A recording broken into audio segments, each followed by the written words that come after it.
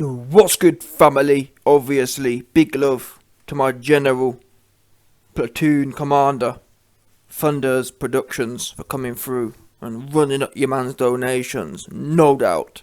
Now, today's topic, as you've seen by the title, Dillian, the Shillian shite, has now broken his silence and is allegedly, via Team Dillian Whyte's Eddie Hearn, aka Silver Spoon, willing to accept the 80-20 ruling if it so is sent down from the courts that is all he will get. So basically, Dillian Whyte, Dillian the Shillian shite, is now saying, or letting the people know, that if he does end up getting punked by the courts and the 80-20 rule is indeed enforced, officially, because we know the WBC has already passed down the ruling, so it's already halfway done. Dillian the Shillian shite letting the fans know that he will not go in another direction if the courts also reinforce this opinion and view. Now, some people I've had some dons try and gas me up. YB, it's on, the fight's on. YB, Dillian's accepted it, and no. Dillian hasn't accepted squat. What Dillian has done is, he's essentially said, I'm not going to do nothing until March, at best. Dillian, again, hasn't learnt his lesson. He hasn't learnt his lesson yet of missing the 30% offer from Team Fury. Again, Dillian the Shillian shite is betting on his luck. He's betting that the court is going to rule he's going to get 45%. The dude, I don't know who's advising him. Tell a lie, we do know who's advising him. Eddie Hearn is, and I'm sorry, but is wrong on this one. No court is going to penalise Tyson Fury to benefit Dillian Whyte. For what? It makes no rational sense. At best, Dillian the Shillian shite may end up getting some sort of damages from the WBC directly. Either way, none of this will have anything to do with the purse splits. Bottom line, it makes no sense. So why is Dillian Whyte trying to darn a hill for something that makes no sense? Who's advising him this is a good idea?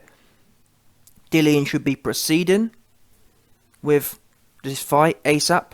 Why is it important the fight happens ASAP? Well, this whole thing about March, the court arbitrators in March. Look at Fury versus Wilder.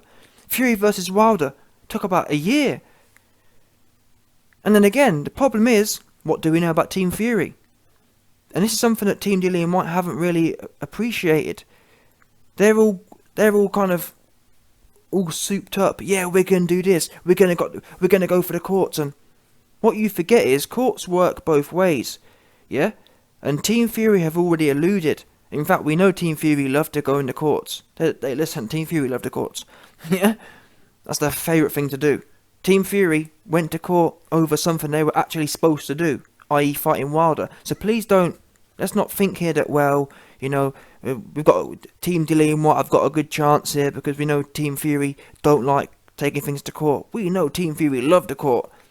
So when you understand that, think to yourself, wait a minute, even if we do get a magical 60-40 or 55-45 ruling from the court, guess what?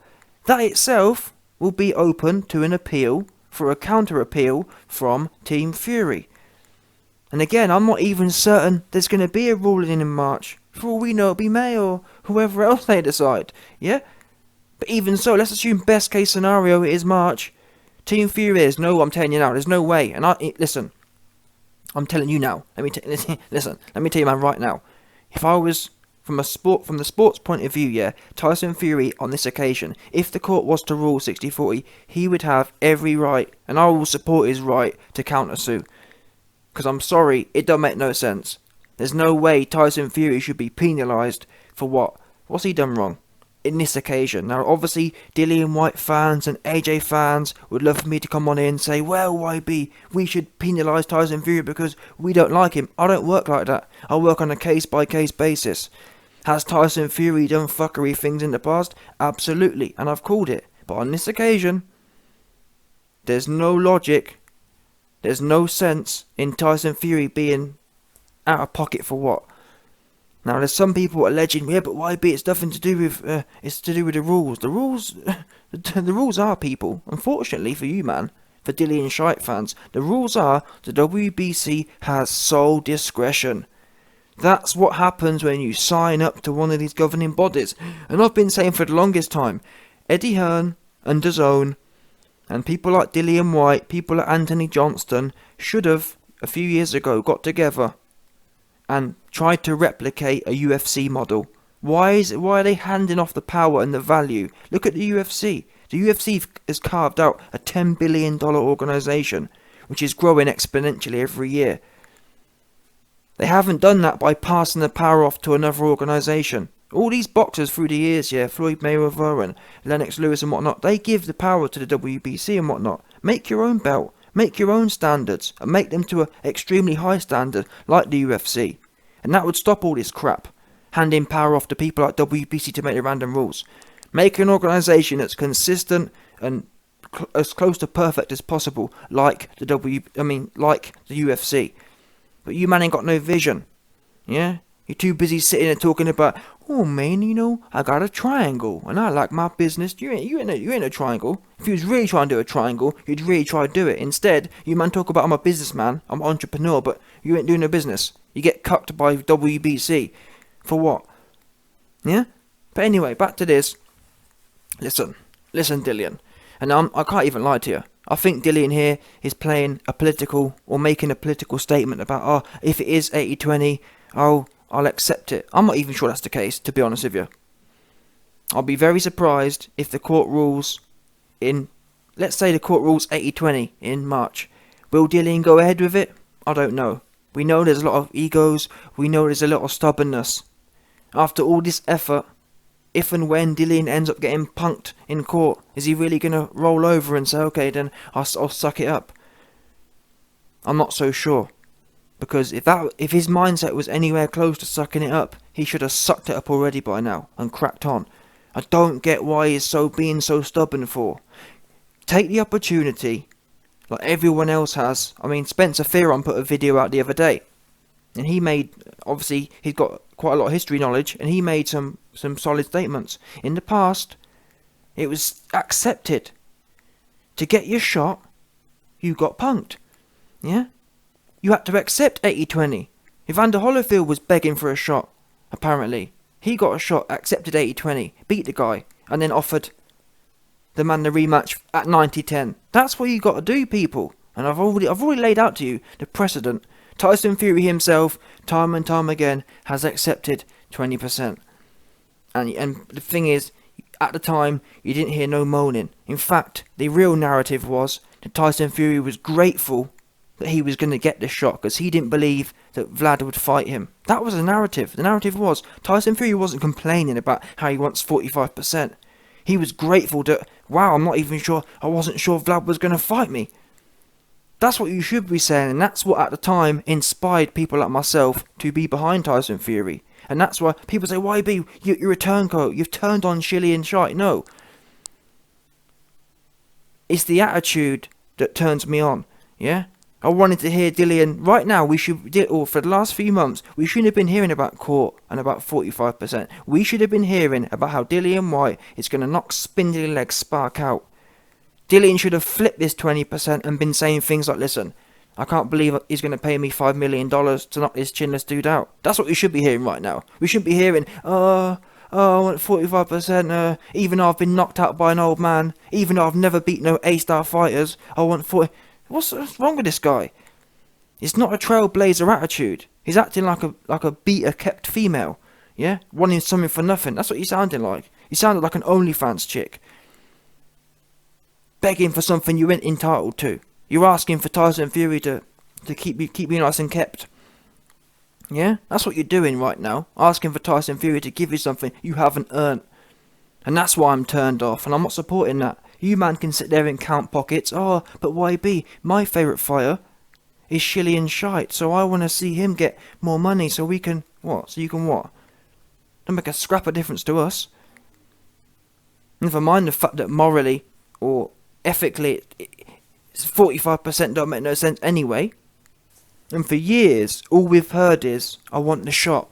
they won't give me the shot. And that's why, one of the key reasons I was behind it. I was behind it, yeah, back in Dillian, because he was sounding similar to what Tyson Fury was saying back in 2015. Tyson Fury was saying, oh, Vlad won't give me the shot, Vlad's ducking. Now, Dillian's whole narrative's been, Deontay Wilder's ducked me. Deontay Wilder knows he can't take the shots. Tyson Fury knows he can't take the shots. That's what's backable. Wait there a minute, you get your shot. And now you want to move the goalpost. Oh, but I want 45% because...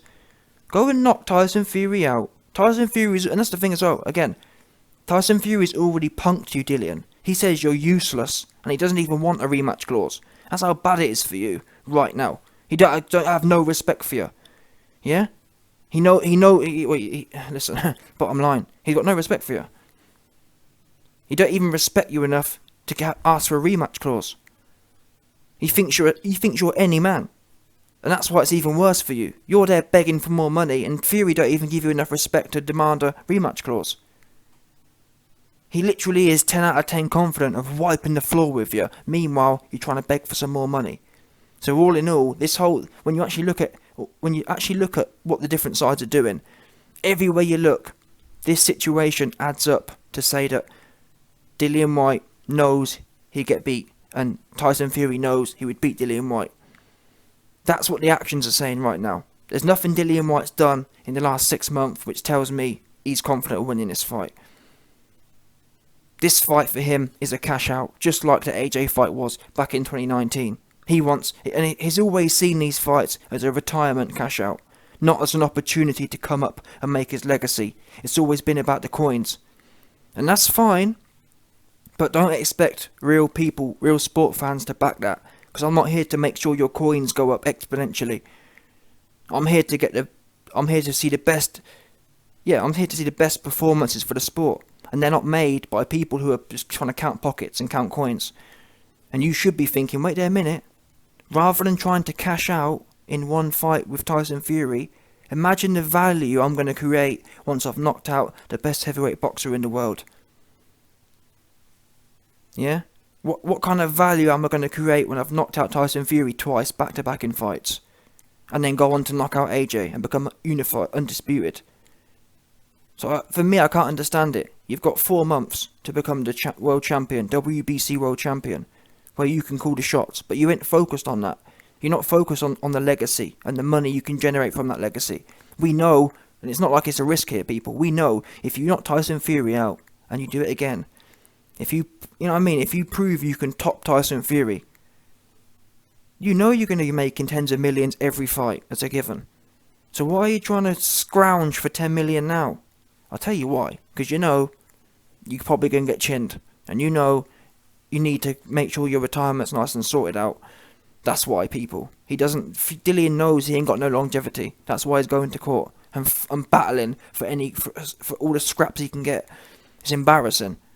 I've never seen anything like it. And guess what? I'd have said the same thing if Fury was doing this against Vlad. Imagine, people, yeah? Imagine if in 2015 Tyson Fury had to come out and said, after being awarded the mandatory, oh, yeah, I've been saying Vlad was ducking me, but now I want 45%. And if Vlad don't... I mean, I've had some goofy shilly and shite fans tell me that, oh, YB, if Tyson Fury doesn't accept the 45-55 split, then this is an absolute proven fact that Tyson Fury is ducked. What planet are you on? Imagine that, back in 2015, Tyson Fury moving the goalposts and demanding 45%, even though he hadn't beaten no A-star fighters, even though he was completely unknown. And imagine people saying at the time, oh, Vlad's ducking Fury. What? He'd have been laughed out of the sport. I mean, I'm not being funny, at that time he was half laughed out of the sport anyway. No one took him serious. And he knew that. He appreciated that, and that's why he wanted his shot. He wanted the shot against Hay. He wanted the shot against Klitschko. Dillian's never really done that. Dillian's only ever got turned over by Anthony Johnston, who we know gets whooped by cruiserweight. So it's kind of like, wow, you ain't got no legacy. You ain't got no leg to stand on. About, oh, if the courts decide this, I'll go to... Why are you happy to sit around for months on end, hoping and praying? That shows you people how desperate and how unhopeful. Because life, we know time is limited, especially in sport life. Dillian's prepared to sit around for a year, hoping for some extra coins, where he could take the certainty. You know what? Rather than sitting and praying, I could have already fought. By the time this court announcement comes out in March, Dillian could have already fought this fight. He could already be champion. He could be rescheduling the rematch, where he can make 90% himself. But instead, he's happy to go along with this March thing, and then Tyson Fury's going to appeal, and he's going to be out the ring for another year. I think he's going to be 35 by the time anything happens. And he's happy to do that. To try and scrounge some extra percentages. Because that's what he deserves. You don't deserve anything, Dillian Whyte. Yeah? Told you before, you should be grateful that you hooked up with Sky and Eddie Hearn. Because honestly, you've bumped the fans. And if nothing else, Dillian Whyte actually owes this to the fans. For all them shit pay-per-views he's sold. And that's a fact, people. No one's actually been more lucky than Dillian Whyte. Because even AJ, yes, has AJ sold many pay-per-views? Yes, but they've all been against top-level people. They've all been virgins. Dillian, he's fought the same kind of cats, Povetkin, Parker, but the cherry's been popped already. They've been leftovers, but Dillian still pumped it on pay-per-view. It's unbelievable. And the fans did that and supported it, and he's made millions from that, and he's trying to make some more millions. No, you've had your luck now. You've had your freebies. No more freebies now, Dillian. Go in there and earn it. We've seen you fight all the bums and Malcolm Tans. Now's the time to do what you've been talking about doing. Oh, but no, I want more money to do it. What's your job? You've talked about how you're from Brixton and how you love to fight anyway. Well, go in there for $5 million then. Go in there for $5, $6, $7 million. I'm baffled.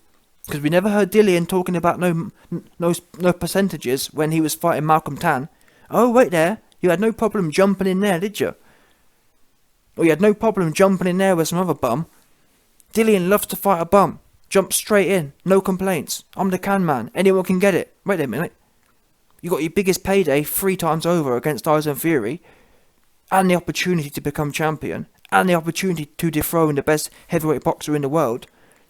And you throw it away and you're not bothered, and it's all of a sudden it's a big problem. But that's what I said back in 2019. There's no value in this sport anymore about being champion or about getting one over on people. It's all about the bottom line coins now. There's no value in really proving yourself. And I understand, yes, I understand coins have to come, coins are important, but there's got to be some sort of balance. You don't have to chase coins all the time to the most extent. You can sometimes say, you know what, I've been lucky, I've made a lot of money fighting a lot of bums, I've made a lot of money fighting a lot of average fights, let me now still take $7 million, people. That's 20 times more than most people earn in 50 years of work. And we're talking about a 3-month period. You got a 30-minute fight and you're going to get paid $7 million. That's the least you can do for the people. Instead, you want to hold the sport up some more and just clog it all up. It's madness.